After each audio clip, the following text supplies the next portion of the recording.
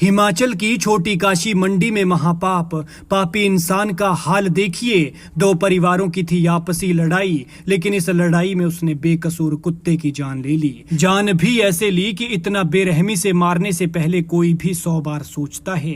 कुत्ता बेचारा उसे पड़ोसी समझकर उसके पीछे पीछे चला गया, लेकिन उस पापी सनकी ने हल्का पर्दा देखकर उसे गोली से उड़ा दिया, बेरहमी से मारा और फिर खुद फरार हो गया। आज का दौर देखिए, कुत्ता जानवर होकर भी इतना वफादार है कि उसकी वफादारी की मिसालें दी जाती हैं, और इंसान इंसान होकर भी इतना बेरहम है कि किसी जानवर की जान लेने से पहले एक बार तक नहीं सोचता। ये महापाप हिमाचल की छोटी काशी के नाम से मशहूर मंडी में हुआ है। वारदात रविवार की है और मंडी उपमंडल के कोर्ट मोर्स गांव की है।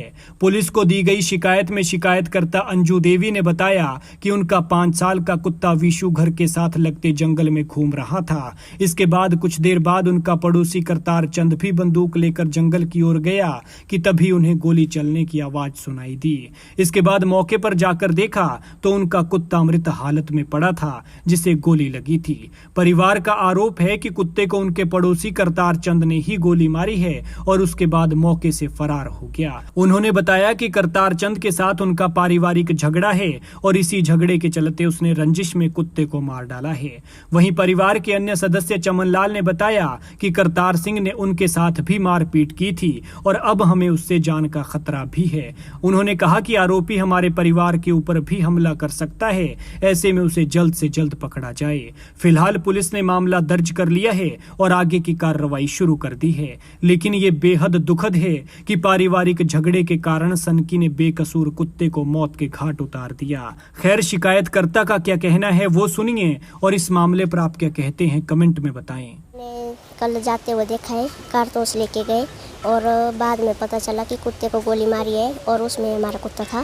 फिर मैं बाद में देखने गई तो हमारा कुत्ता मृत घोषित पाया गया जंगल में और आरोपी भी फरार है। कल पुलिस वाले आए थे और वो वहाँ पे मौजूद नहीं थे और वो भी फरार है। ये हमारे गाँव के ये करतार सिंह चंद, उन्होंने मारा है। कोटमोर्स में भी हमारा मकान है और साइड में 2 जगह हमारा मकान है।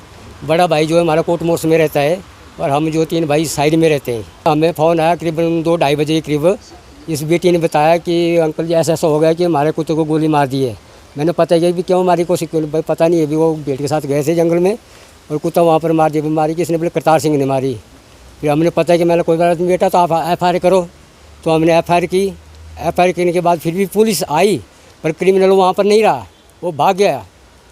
और हमें डर है उसका भी, वो हमारे किसी भी परिवार को किसी टाइम किसी भी वक्त तो कुछ भी कर सकता है। तो मेरी यही है दरख्वास्त है पुलिस डिपार्टमेंट से भी कि उसको जल्दी से जल्दी, नहीं तो वो जिम्मेदारी ले ले हमारे परिवार की, भी वो कुछ भी कर सकता है किसी वक्त।